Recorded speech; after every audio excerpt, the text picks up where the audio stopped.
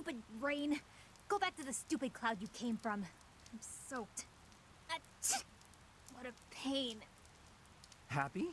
Yikes, you look like you just crawled out of a lake. Here, dry yourself off. And don't just stand there, you'll catch a cold. Come on, I'll make you some tea. Oh, okay. Huh. It's been ages since I had a nice cup of tea during a rainstorm. Pretty nice, eh? I don't drink tea very often. It is nice. But what does the rain have to do with anything? Doesn't rain make you want to read a book?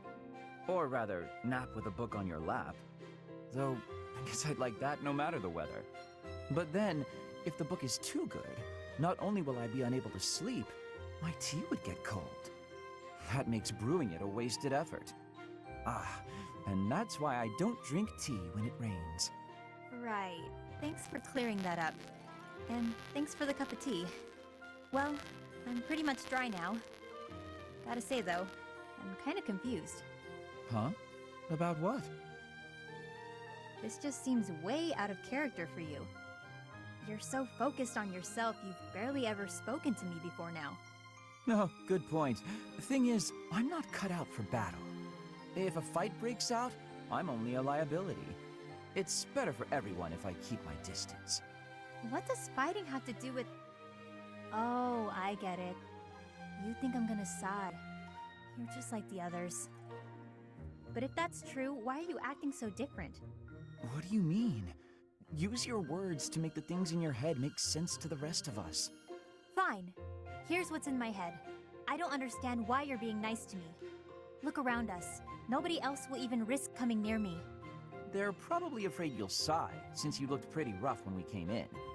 Makes sense. Your sighs are disastrous. If I can prevent one with a nice, lazy cup of tea, it's the least I can do. I see. You did it for your own sake. Well, whatever your reasons, I'm surprised that you'd even consider doing this. For me. Surprised or not, it's no skin off my back. I'll keep doing what I do regardless of anyone's expectations. Think on that. I expected you to be a hazard, but you weren't. No harm, no foul, no need to sigh. If only it were that simple.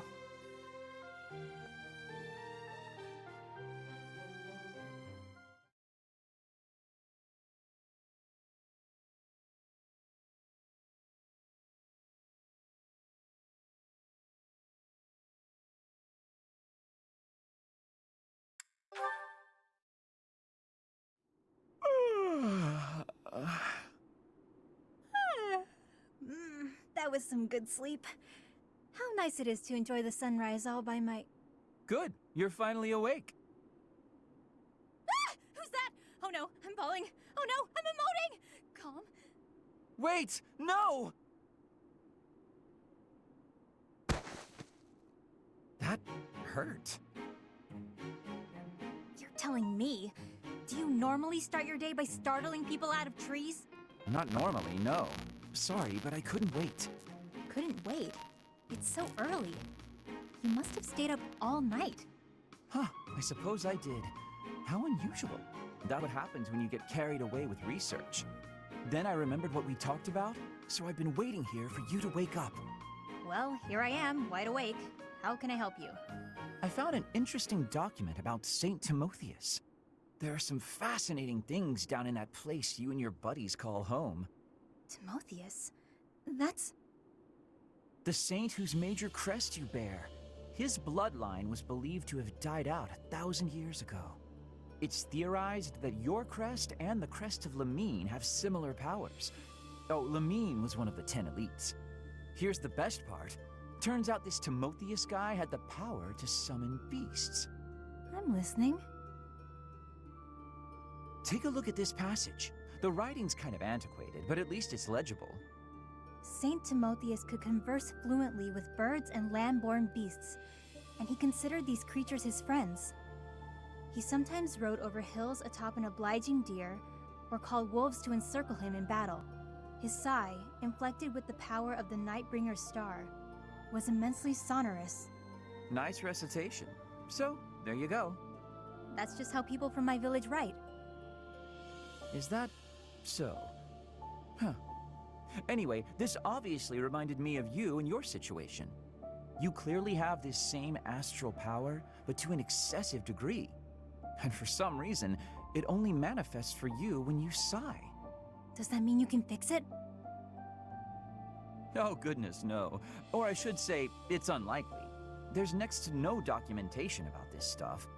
And I don't know nearly enough about the other crests either. And Timotheus, again, nothing to go on. It's near impossible to unravel, so don't get your hopes up. You know me. I'm good at keeping my expectations nice and low.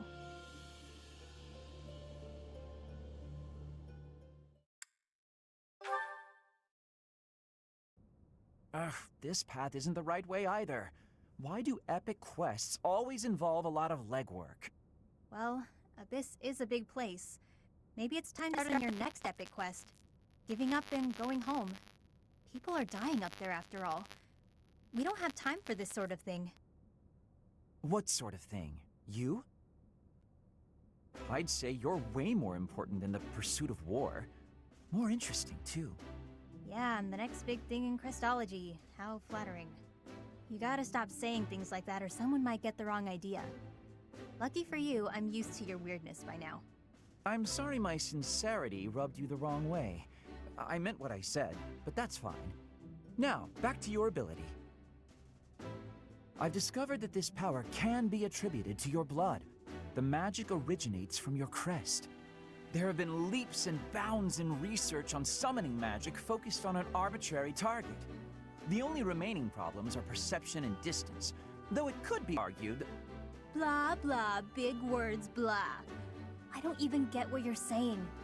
You don't have to understand it to appreciate its implications. Here's the connection. Once we understand your power, it's essential that we have a theoretical grasp on how to control it. All right, I'll do my best. That isn't as scientific as what I had in mind. I'll probably need your help wrapping my head around the theoretical stuff. You up for that? No pressure. Well, people might die if you say no, so some pressure, I guess. Huh? Why me? I guess it can't be helped. I suppose foisting this task on Professor Hanneman would be a waste of my precious efforts. This isn't what I had in mind, but I guess I'm the only man for the job, come to think of it. Sounds great. Hey, if you're tired, there's no shame in calling it a day and heading back to the surface. It's more walking than I expected. I've lost sleep over this. But you're way more important than a... Oh, right. You don't like me when I'm sincere. Well, let's get on with the adventure then. We'll check out that hidden passage next. We've got to find that book that Timotheus is said to have left behind. Come along. Fine. But what if we don't find the book, and you can't figure out a way to solve this? I've come this far. Now I've got to see it through to the end. How will I ever nap in peace otherwise? Sounds like we might be stuck together for a while.